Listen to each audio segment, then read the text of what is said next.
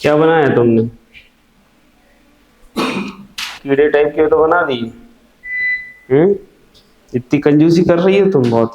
Sir मैं fair copy में लिखूंगी ना तब अच्छी बनाऊंगी। ये फेयर नहीं है। नहीं सर। रोज फेयर में लिखती थी, आज कहाँ गई तुम्हारी फेयर? सर मैं ना कॉलेज से आ रही हूँ। हाँ, तुम्हारे का दिन बाल ना सारे तुम्हारी तक सिर में से निकाल के बेच देंगे। चलो लिख लिया। हाँ सर बहुत पैसा आएगा। बहुत पैसा आएगा। कितना, करोड़ों आ जाएगा?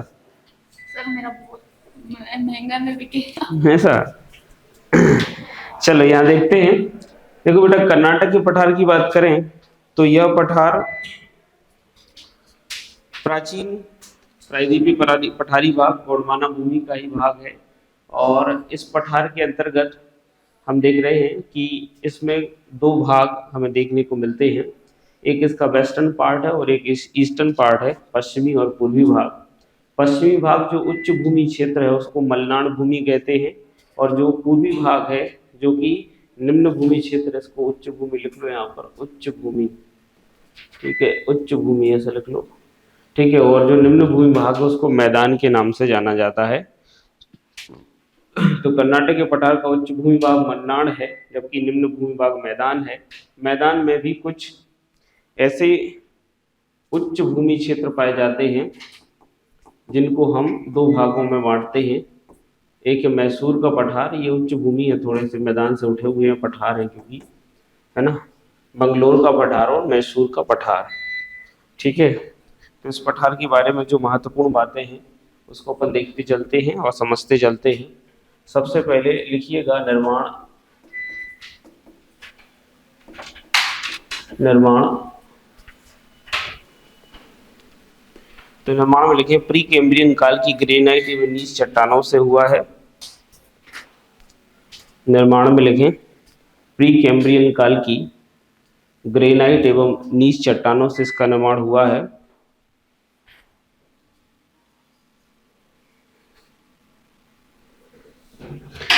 दूसरा पॉइंट लिखें स्थिति। स्थिति, स्थिति देखें तो लिखिएगा महाराष्ट्र के पठार के दक्षिण में। स्थिति में लिखें महाराष्ट्र के पठार के दक्षिण में।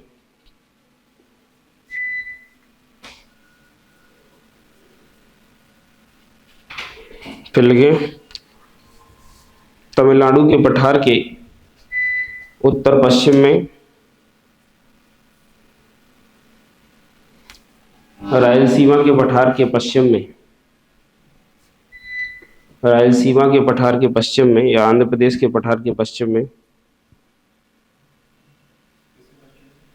रायलसीमा के पठार के पश्चिम में एवं पश्चिम की ओर पश्चिम की ओर पश्चिमी घाट से लगा हुआ, पश्चिम की ओर पश्चिमी घाट से लगा हुआ है या आबद्ध है।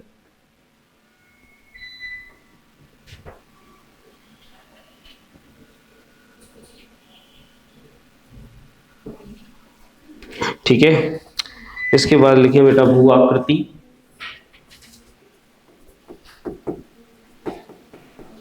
भू आकृति, तो भू आकृति में लिखिएगा उच्च भूमि, एक भू आकृति उच्च भूमि है और दूसरी है निम्न भूमि।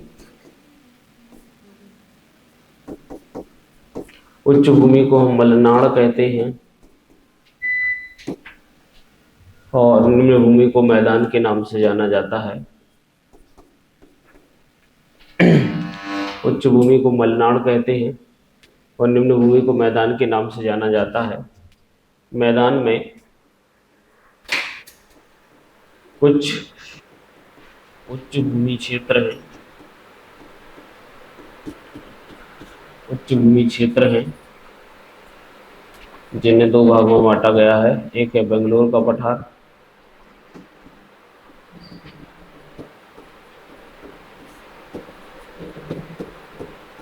और दूसरा है मैसूर का पठार।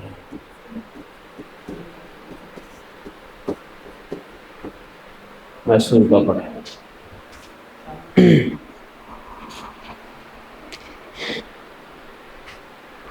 मलनाड़ की जो हाइट है वो लिख लेना 600 से 900 मीटर एवरेज हाइट है और इसकी लिख लेना मैदान की 300 से 600 मीटर।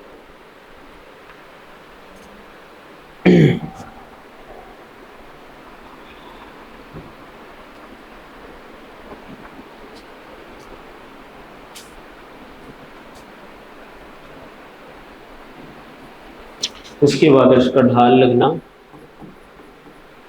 ढाल वही है पश्चिम से पूर्व की ओर।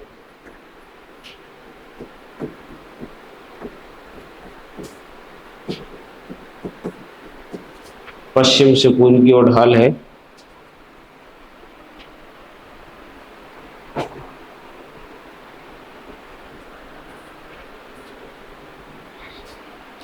इसके बाद सर्वोच्च चोटी इसकी कौन सी है? सर्वोच्च चोटी, तो इस पठार की सर्वोच्च चोटी है मुल्लायनगिरी। मुल्लायनगिरी जो बेटा चंद्रद्रोण पर्वत पर स्थित है।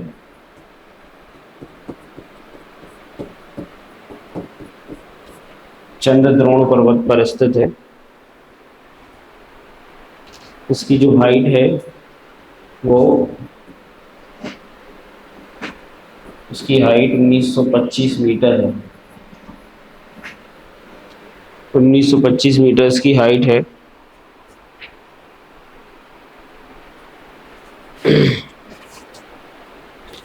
यहीं पर एक पहाड़ी है बहुत फेमस है जिसको कहते हैं बाबा बुदन, बाबा बुदन पहाड़ी, जो कि यहाँ पर बाबा बुदन पहाड़ी में लौह अयस्क की प्राप्ति होती है। लौह अयस्क की प्राप्ति होती है, साथ ही साथ पहाड़ी में कॉफ़ी की कृषि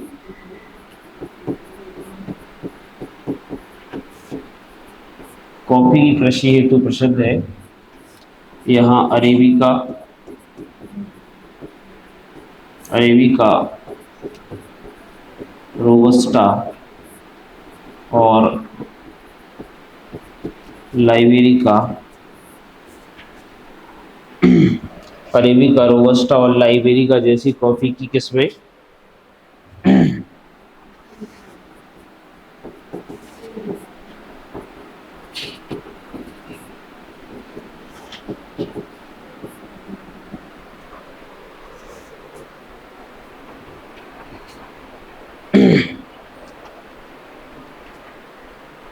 तो यहाँ पर अगर हम देखेंगे तो सबसे ऊंची चोटी कौन सी है बेटा? मुल्लायनगिरी है, जो कहाँ पर है? चंद्रद्रोण पर्वत पर स्थित है। इस उच्च भूमि भाग में यहीं पर आती है मुल्लायनगिरी। और एक पहाड़ी है जिसको क्या बोलते हैं हम? बाबा बुदन। बाबा बुदन अपने यहाँ लौह अयस्क के भंडारों के लिए और कॉफ़ी के लिए बहुत ज़्यादा फेमस है। कॉफ़ी की यहाँ अरेबिका, रोबस्टा और लाइबेरिका जैसी किस्में बोई जाती हैं। भारत में सबसे ज़्यादा अगर बात करें बोई जाने वाली और सबसे ज़्यादा प्रसिद्ध जो कॉफ़ी है वो कौन सी है बेटा? अरेबिका। ठीक है, विश्व भर में ये सबसे ज़्यादा डिमांडेबल है, महंगी आती है अरेबिका। इसके बाद लिखना नदियाँ। नदियाँ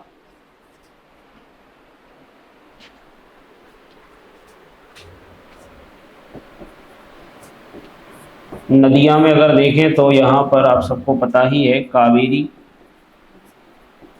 कावेरी, लक्ष्मण तीर्थ, लक्ष्मण तीर्थ, तुंगभद्रा,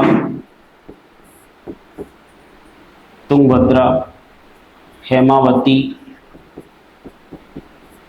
सुबानवती, लक्ष्मण तीर्थ, हेमावती, सुबानवती जैसी नदियां यहाँ पर हमें देखने को मिलती हैं।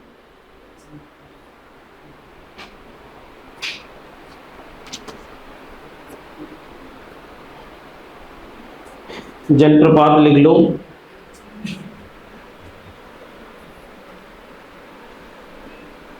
वाटरफॉल है यहाँ पर। जलप्रपात की अगर बात करें तो भारत का सबसे ऊंचा जलप्रपात कुंचिकल,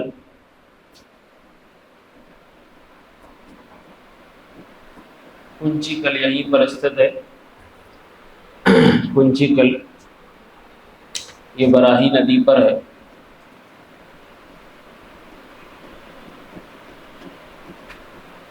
बराही नदी पर है। और दूसरा जलप्रपात है जोग या गरशोप्पा।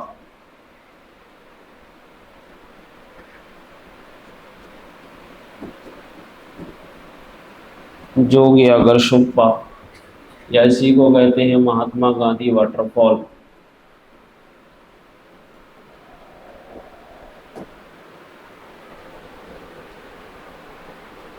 कुंचिकल भारत का सबसे ऊंचा जलप्रपात है, 253 455 मीटर, 455 मीटर इसकी हाइट और इसकी ये 253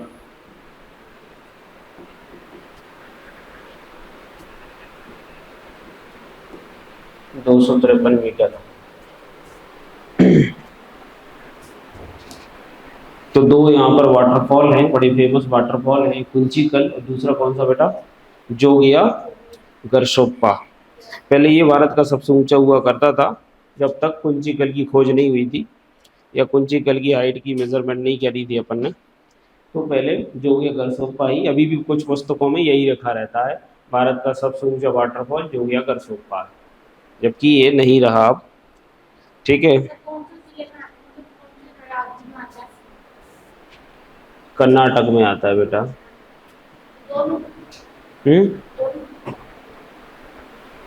अरे कर्नाटक और पठार का ज़्यादातर विस्तार कर्नाटक में ही है ना? तो कर्नाटक में ही सब चीज़ें चल रही हैं ये। ठीक है, इसके बाद लिखो कृषि। कृषि, तो कृषि में यहाँ पर सूरजमुखी, कहवा, चाय, कॉफ़ी, मतलब वही सूरजमुखी, कहवा, चाय एवं चावल की कृषि की जाती है। मसाले भी होते हैं यहाँ पर, मसाले भी लिख लेना।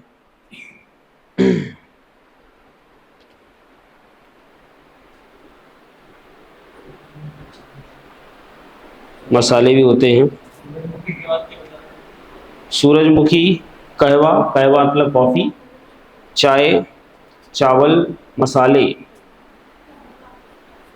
इसके बाद लास्ट लिख लेना खनिज।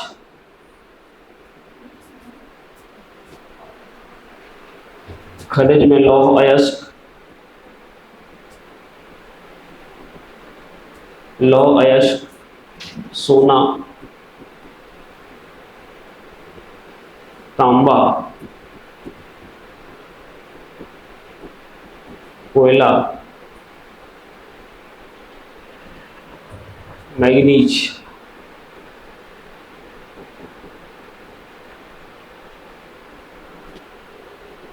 मैग्नीज,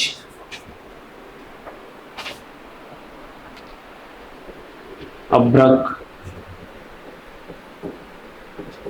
अभ्रक, टंगस्टन।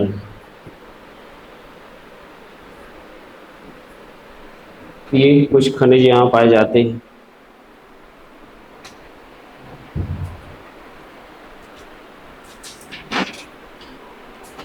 ठीक है, तो कर्नाटक का पठार बहुत महत्वपूर्ण है, ये पूछा जा चुका है, फिर से भी पूछे जाने की संभावना है क्योंकि इसमें महत्वपूर्ण बातें हैं।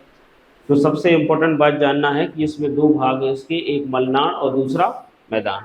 ठीक है, उच्च भूमि क्षेत्र मलनाड है, निम्न भूमि क्षेत्र क्या है, मैदान है। बाकी की सारी जानकारी बोर्ड पर दर्शाई गई है, अपनी सुविधा अनुसार नोट कर लें। ठीक है, चलो आई बात समझ में। इसके बाद है बेटा तमिलनाडु का पठार, नेक्स्ट हेडिंग डालें, तमिलनाडु का पठार।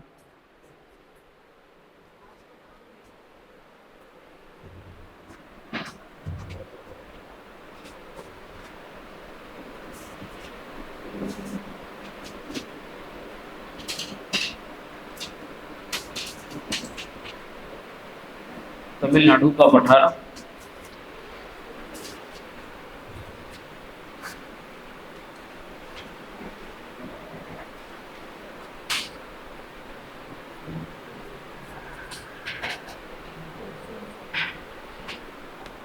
इसको देखें अगर हम,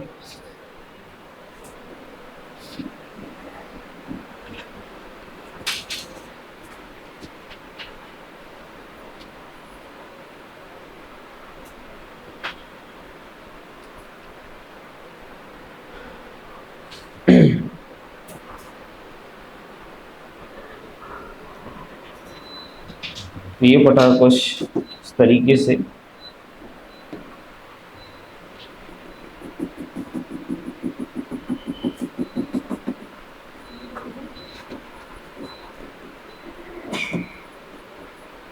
पूर्वी घाट,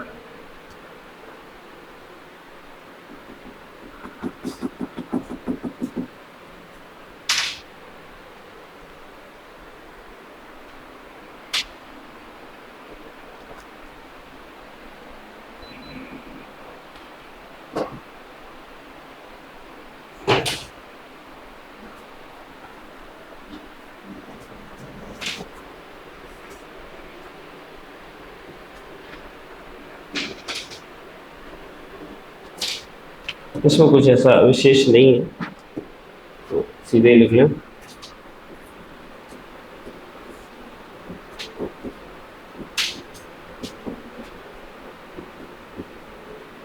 यहाँ कर्नाटक है,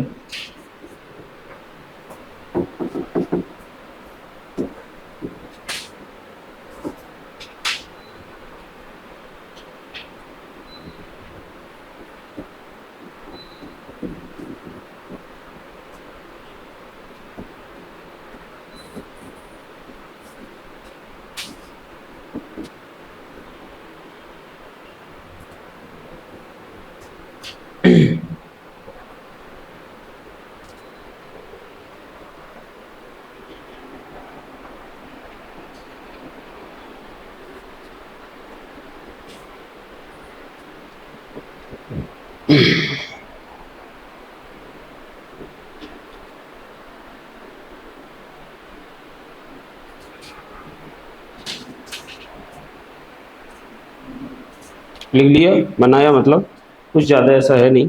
तो इसमें लिखिए निर्माण, निर्माण,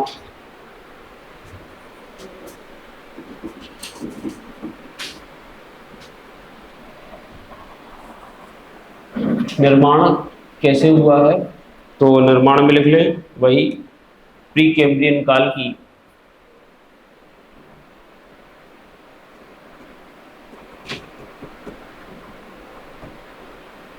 प्री कैम्ब्रियन काल की ग्रेनाइट और नीच चट्टानों से मिलकर प्री कैम्ब्रियन काल की ग्रेनाइट और नीच चट्टानों से मिलकर हुआ इसका निर्माण।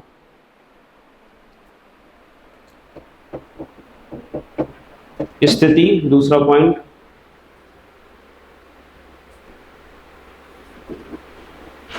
स्थिति, तो स्थिति में लिख लो भाई, रायलसीमा के पठार के दक्षिण में, रायलसीमा के पठार के दक्षिण में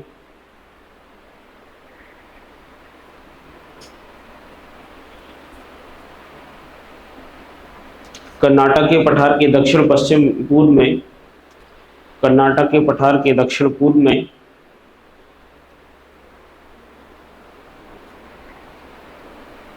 और पूर्वी घाट एवं, ऐसा लिखना, एवं पूर्व की ओर पूर्वी घाट से जुड़ा हुआ है या लगा हुआ है, एवं पूर्व की ओर पूर्वी घाट से लगा हुआ है।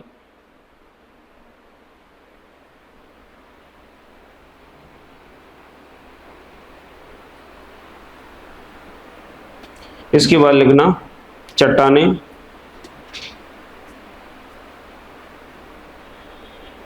तो यहाँ आर्कियन, धारवाड़ और गोंडवाना क्रम की चट्टानें पाई जाती हैं। आर्कियन, धारवाड़ और गोंडवाना क्रम मिलता है यहाँ।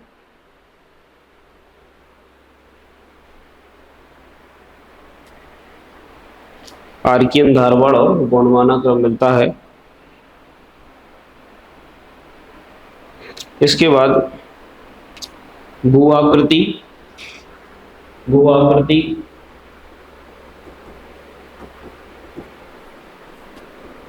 भू-आकृति कैसी है तो लिखना, यह एक समतल मैदानी भाग है, यह एक समतल मैदानी भाग है, यह एक समतल पठारी भाग या मैदानी भाग है जो समुद्र तल से, हाँ, अरे मैदानी सा दिखता है तो पठार है ना, ज़्यादा ऊंचा नहीं है ना, तो लिख लो पठारी, लिख लो, आप कंफ्यूज हो जाओगे नहीं तो। समतल पठारी भाग है जो समुद्र तल से 400 से 500 मीटर की, 400 औसतन 400 से 500 मीटर ऊंचा है, ऐसा लिखना, जो समुद्र तल से औसतन 400 से 500 मीटर ऊंचा है।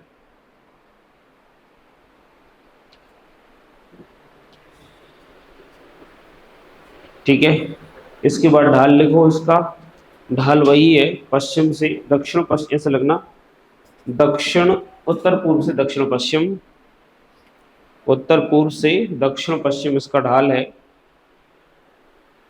उत्तर पूर्व से दक्षिण पश्चिम इसका ढाल है। नदियां लिख लो, नदियों में कावेरी, कावेरी, बैगई, ताम्रपर्णी और कावेरी, बैगई, अरे कहाँ लिख रहा हूँ, नदी है,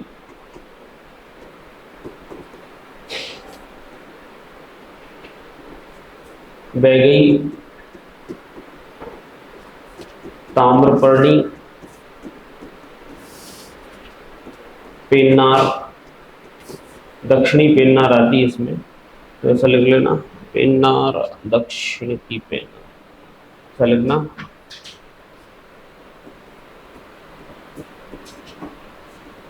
दक्षिणी पेन्नार, और यहाँ पर एक और नदी आती, हिरंगी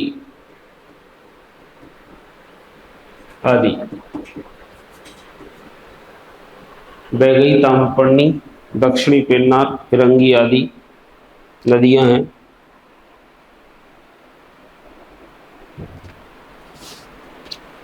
इसके बाद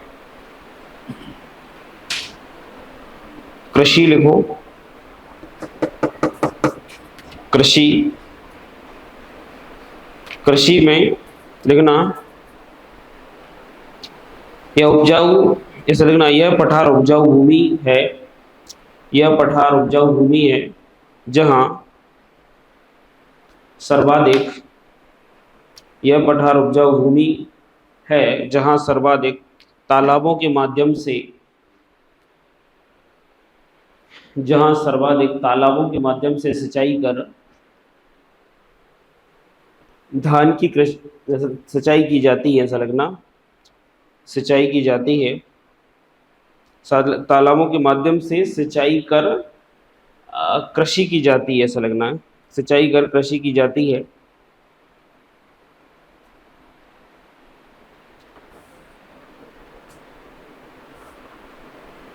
यह भारत में सर्वाधिक तालाबों से सिंचित पठारी भाग है।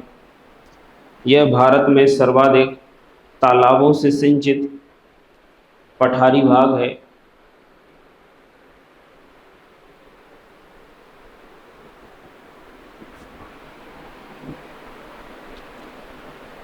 फसलें लिख लो।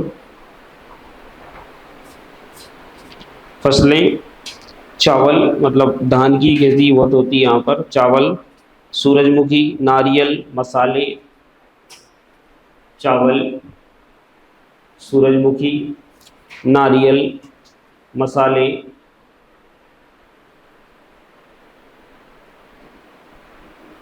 कॉफ़ी, चाय आदि।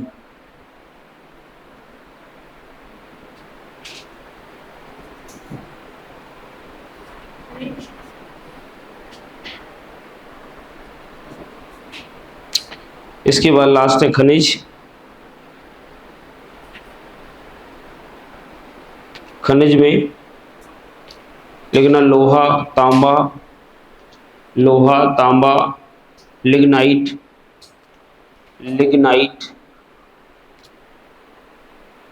लिग्नाइट के बाद लिखना बॉक्साइट, क्रोमाइट, कोयला आदि। लिग्नाइट का ही प्रकार है, कोयले का ही प्रकार है, सॉरी, लिग्नाइट।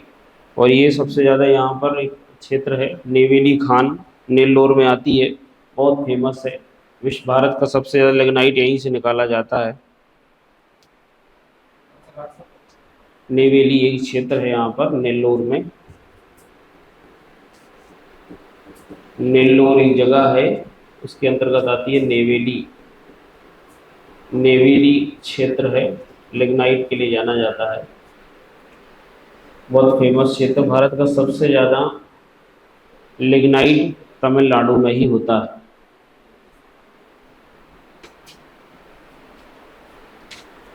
ठीक है, तो तमिलनाडु के पठार में ये महत्वपूर्ण बातें थी। तो ये हो जाते हैं हमारे कौन सा, दक्षिणी प्रायद्वीपीय पठार। ठीक है, इसके बाद हम पूर्वी की ओर चलेंगे। पूर्वी पठार, हेडिंग डालो आप लोग, पूर्वी पठार। पूर्वी पठार के 3 भाग हैं, उड़ीसा उच्च भूमि, छोटा नागपुर और शिलोंग का पठार या मेघालय का पठार।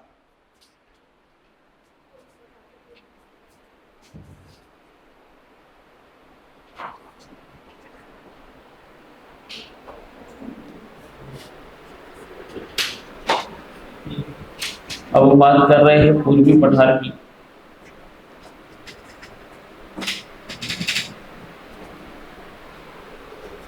तो इसमें सबसे पहले अपन पढ़ने वाले हैं उड़ीसा उच्च भूमि।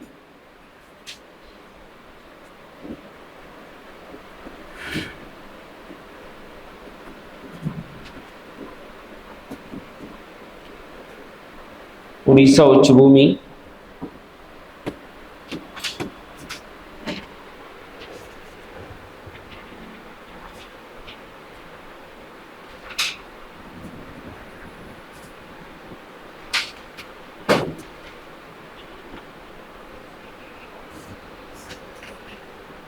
तो उड़ीसा उच्च भूमि में देखते हैं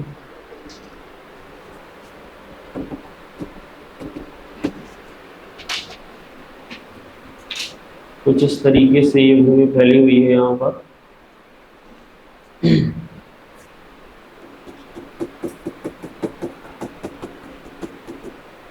यहाँ से एक नदी आती है जो यहाँ की फेमस नदी है,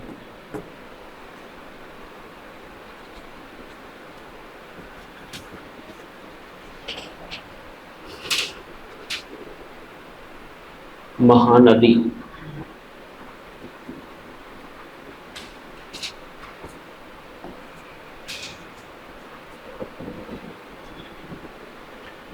उड़ीसा उच्च भूमि। उड़ीसा उच्च भूमि में अगर हम इसका सीमांकन करें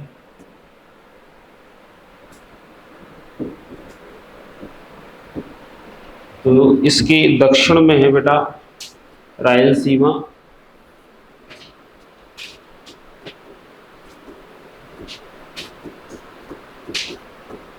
रायलसीमा का पठार। इसके उत्तर में छोटा नागपुर है, छोटा नागपुर है। और यहाँ पर देखें तो महाराष्ट्र, यहाँ पर तेलंगाना,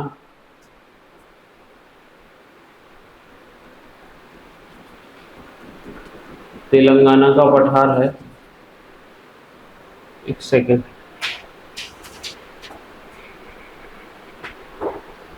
ठीक है। और यहाँ है दंडकारण्य,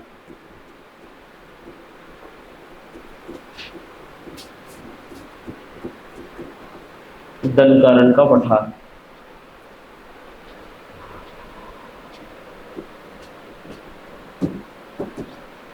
और ये है हमारा पश्चिमी घाट, सॉरी पूर्वी घाट।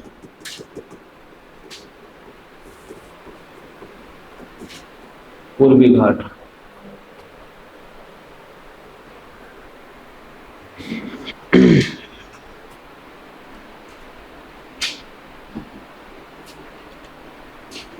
तो उड़ीसा उच्च भूमि का निर्माण लिख लो। निर्माण तो वही है प्री कैम्ब्रियन काल की ग्रेनाइट और नीच चट्टानों से भी से हुआ है। प्री कैम्ब्रियन काल की ग्रेनाइट और नीच चट्टानों से मिलकर बना है ये भी पठार।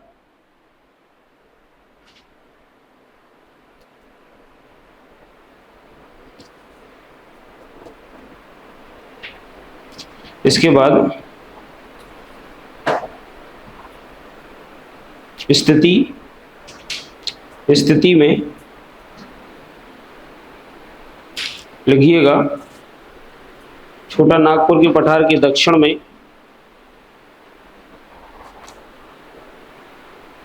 छोटा नागपुर के पठार के दक्षिण में, रायलसीमा के पठार के उत्तर में,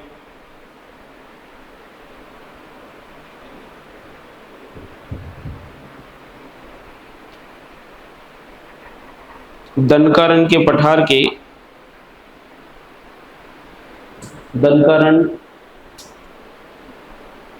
के दक्षिण पूर्व में एवं तेलंगाना के पठार के पूर्व में स्थित है। तेलंगाना के पठार के पूर्व में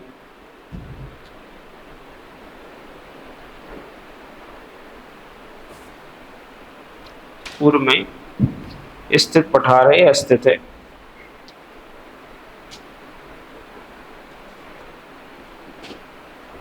इसका विस्तार मुख्यतः उड़ीसा एवं पश्चिम बंगाल राज्य में है।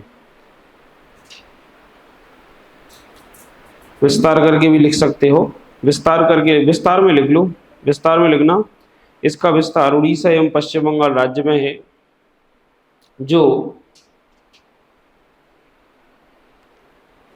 जो गरजात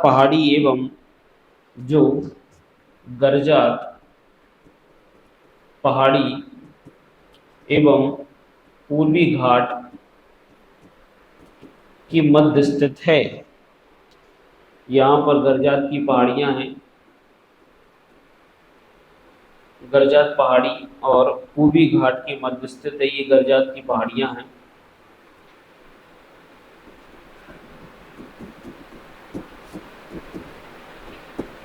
और पूर्वी घाट के मध्य स्थित है। फिर लिखना भू आकृति,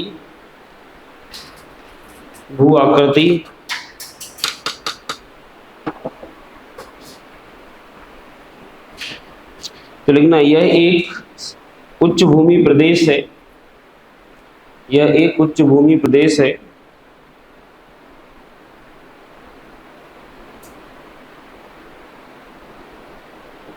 यह एक उच्च भूमि प्रदेश है। इसके अंतर्गत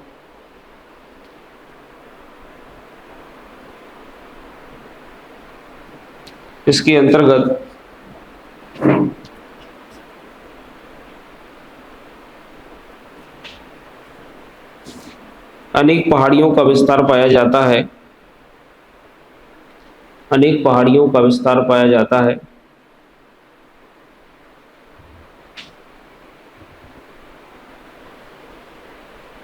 जो पूर्वी घाट के अंतर्गत आती है। नहीं, ऐसा बस रहने दो, इतना पाया जाता है, पूर्वी घाट से लगती है, ऐसा कह सकते हो। ठीक है, रहने दो, वो पूर्वी घाट में बताऊंगा। कुछ पूर्वी घाट में आती है, कुछ इस पठार में आती है। फिर लिखना, इतना ही लिखो, अनेक पहाड़ियों का विस्तार पाया जाता है। अपन पूर्वी घाट में बताऊंगा मैं कौन ये पहाड़ियों का विस्तार पाया जाता है। जैसे करके लिख लो, जैसे गरजात पहाड़ी, गरजात पहाड़ी,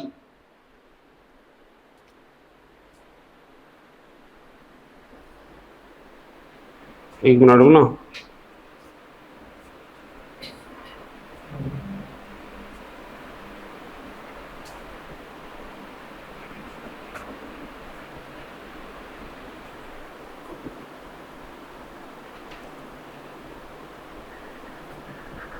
गरजात पहाड़ी, छुरी की पहाड़ी, गरजात पहाड़ी, छुरी,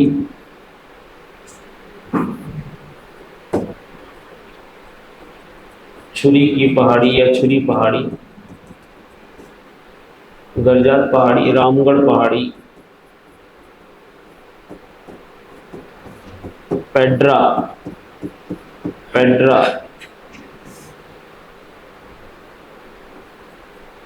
पेड्रा की पहाड़ियाँ, छुरी की पहाड़ियाँ, गरजात पहाड़ी, लिख लो। पेड्रा, रामगढ़, छुरी और गरजात, ये सब उड़ीसा उच्च भूमि के भाग हैं।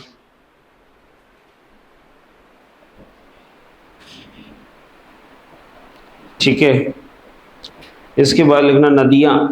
ढाल लिखा है, ढाल, ढाल लिखो पहले, ढाल, ढाल लिखना उत्तर पश्चिम से दक्षिण पश्चिम, उत्तर पश्चिम से दक्षिण पूर्व, उत्तर पश्चिम से दक्षिण पूर्व।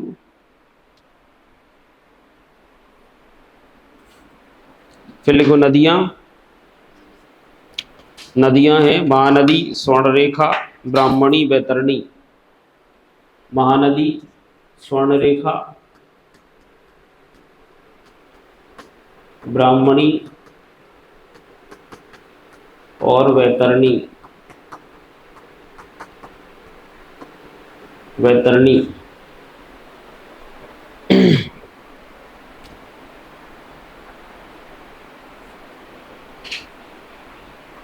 ठीक है, इसके बाद लिखना कृषि, कृषि लिखना। यह एक उच्च भूमि मैदानी भाग है जहां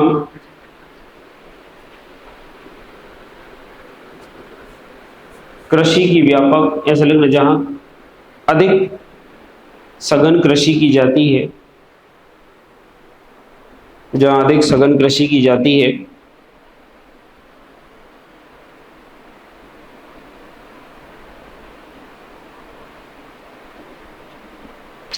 फसलें लिख लो। फसलों में चावल, जूट, गेहूं। चावल ज़्यादा होता है, गेहूं बहुत कम होता है, तो चावल लिख लो। जूट लिख लो, जूट, नारियल, नारियल, मसाले,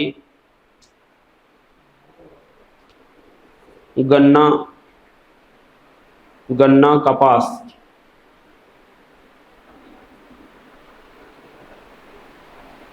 ये होता है, जो गेहूं बहुत कम होता है।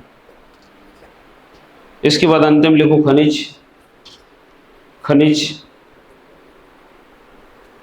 तो खनिजों में लौह अयस्क,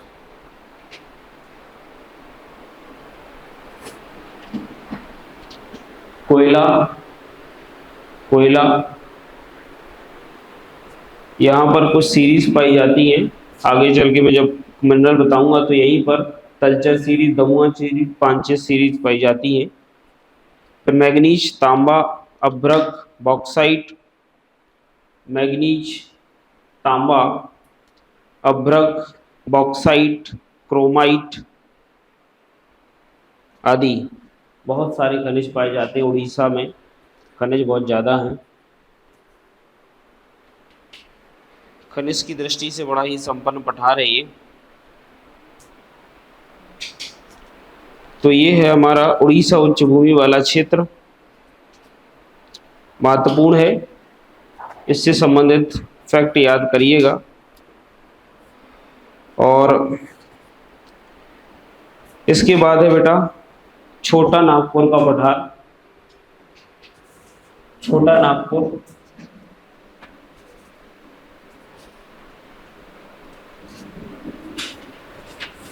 छोटा नागपुर का पठार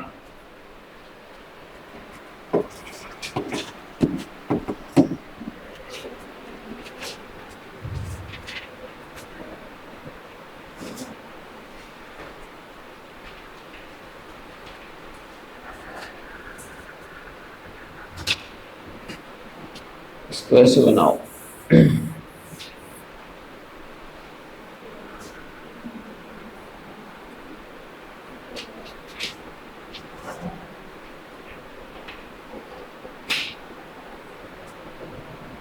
छोटा नागपुर का पठार देखते हैं।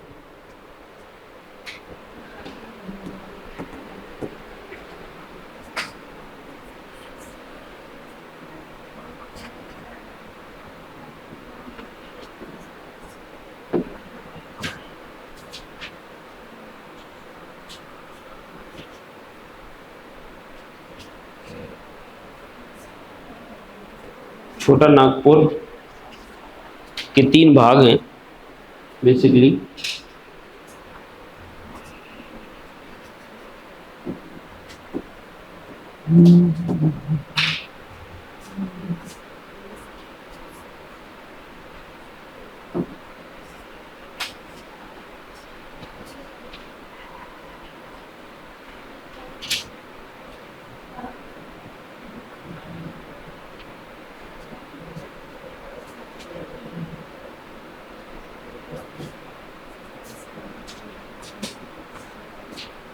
छोटा नागपुर के 3 भाग हैं।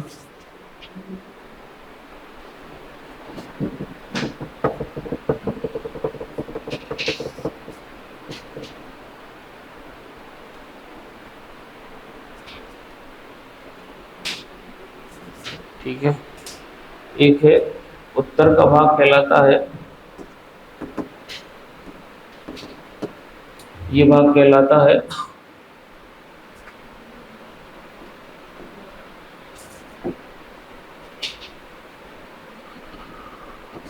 हजारीबाग का पठार, ये है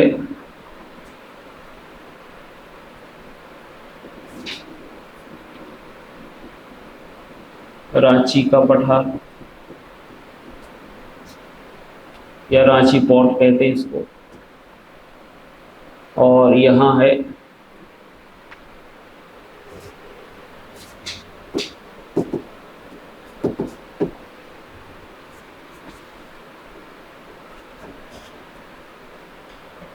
राजमहल पहाड़ियाँ।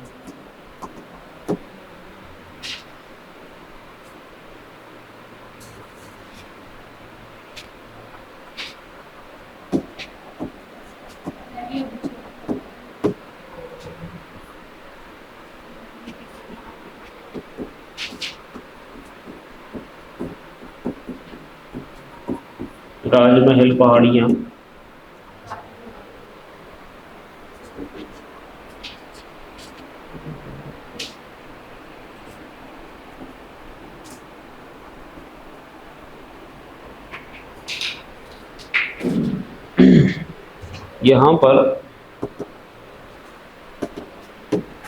यहाँ पर है बेटा मैकाल श्रेणी।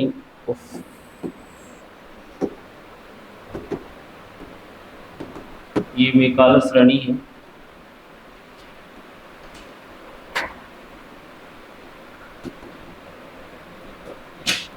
मैकाल श्रेणी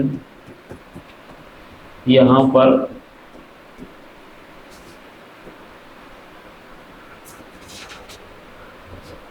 इस साइड है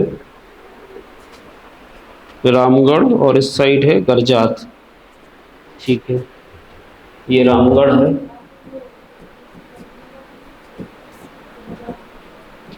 रामगढ़ पहाड़ी, और ये है गरजात पहाड़ी। उड़ीसा में आती है, उड़ीसा उच्च भूमि में, लेकिन इसको घेरे हुए हैं रामगढ़ पहाड़ी, गरजात पहाड़ी।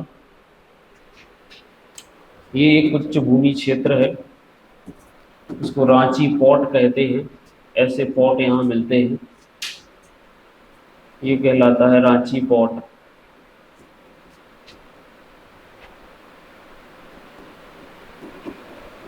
रांची पॉट, रांची पॉट पठार लिख लो, रांची पॉट पठार। यहाँ पर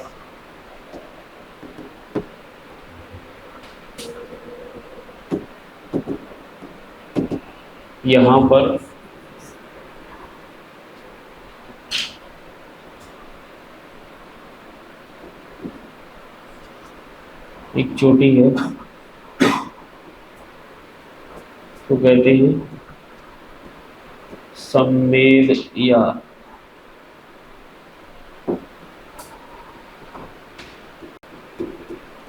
सम्मेद शिखर,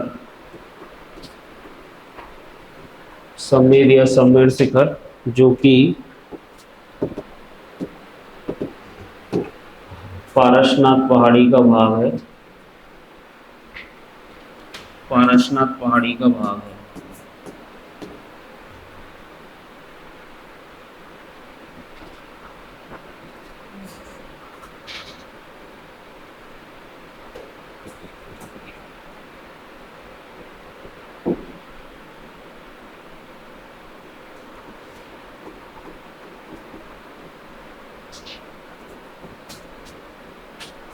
पारसनाथ पहाड़ी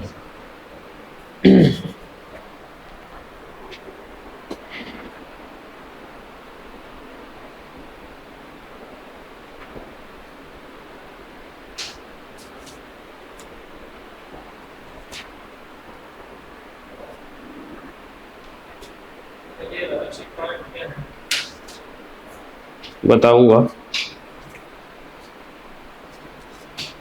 तो बना लिया। देखो बेटा, ये छोटा नागपुर का पठार बता देता हूँ, कल लिखवा दूंगा।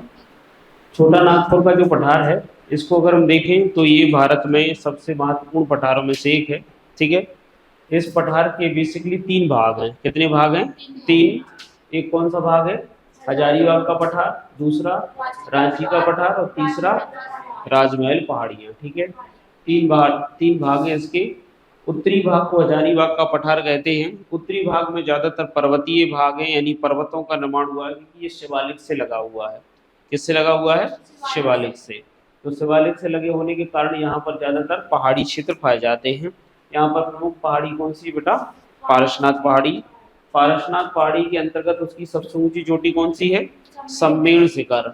सम्मेद शिखर वही स्थान है जहाँ पर पारसनाथ भगवान ने अपनी समाधि ली थी।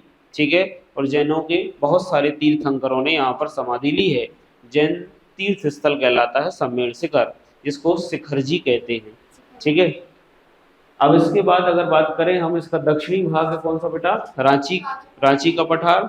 रांची पठार की विशेषता ये है कि ये पठार बहुत प्राचीन पठारों में से एक है, लेकिन नदियों के अपर्दन के कारण इस पठार में इतना ज़्यादा अपर्दन हुआ कि पहले ये समतल मैदान बन गया। क्या बन गया? मैदान।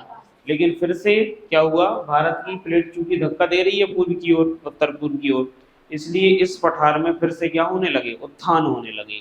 क्या होने लगे? पहले ये पठार कुछ ऐसा था, ठीक, अब नदियों ने अपर्दन करके उसको कैसा कर दिया? मैदानी बना दिया। लेकिन फिर जब कालांतर में इसमें फिर से क्या होने लगे? दबाव पड़ा, तो धीरे धीरे फिर से उभार आने लगा, और फिर से उभर आकर फिर से क्या बन गया, ये उठा हुआ भाग, इसको पॉट कहते हैं। क्या कहते हैं, पॉट। तो पॉट वह पुनर्युग्मित पठार है, वह उठी हुई भूमि है जिसका निर्माण क्या हुआ है, किसी पठार के अपर्दन से, पठार अपर्दित हो गया यानी वो संप्राय मैदान बन गया, इसके बाद फिर से उसमें हलचलों के कारण वो फिर से एक नया पठार बन गया है। तो नदियां क्या करती हैं, किसी पठार को अपर्दित करते रहते हैं, तो अपनी अवस्थाओं पे क्या करती हैं, पहले उसको तरुण पठार बनाती हैं, फिर जीर्ण पठार बनाती हैं, फिर पौण पठार बनाती है, फिर जीर्ण मतलब वृद्ध पठार बना देती है, और फिर मैदान में बदल देती है। तो अब पठार खत्म हो चुका है वहां पर, लेकिन कालांतर में दबाव पड़ा तो फिर से वो पठार धीरे धीरे ऊंचाई धारण कर लिया और वो पॉट के रूप में वहां पर आ गया। इसको रांची पॉट के नाम से जाना जाता है। तो रांची पॉट अन्य पठारों से कैसे अलग हो गया?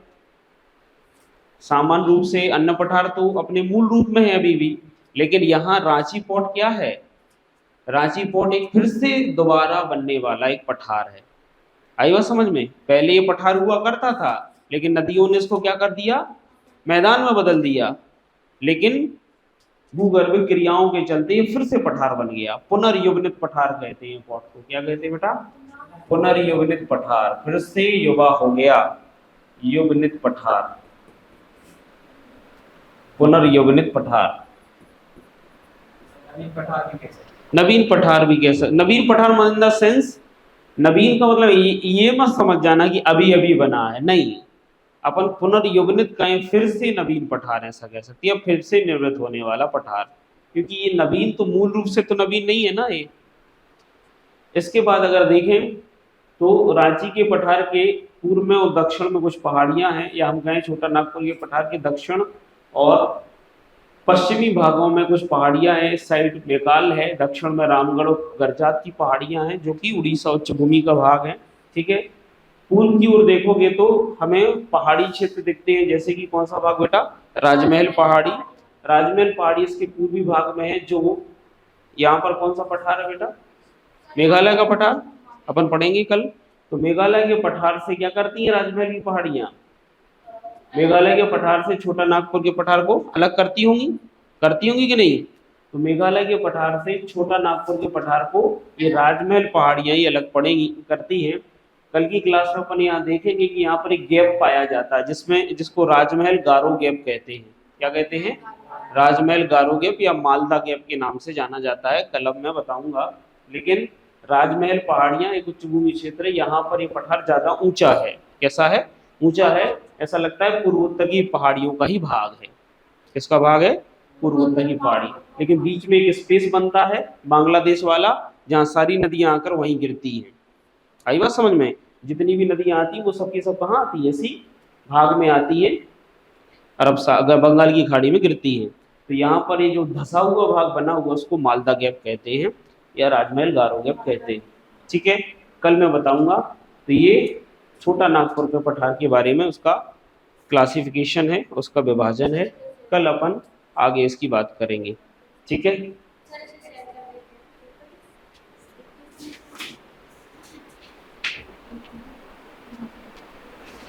तो ये रहा आज का कार्यक्रम।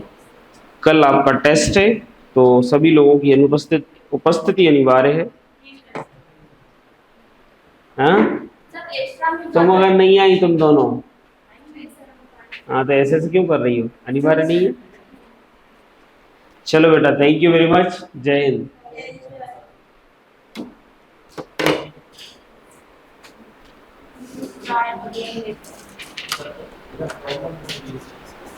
क्या हो रहा है? फिर से कर लो, क्या समस्या है? फिर से कर लो, क्या समस्या है?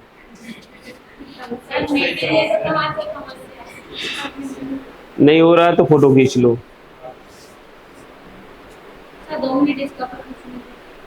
इससे खींच लो, यहाँ से कर लेना अपने हिसाब से। मेरे से ही सारी मजदूरी करवाओगे अब? क्यों?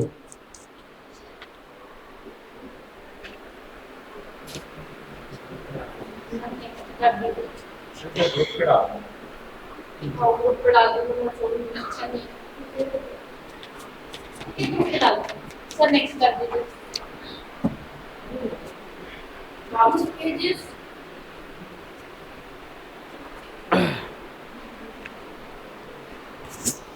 चलो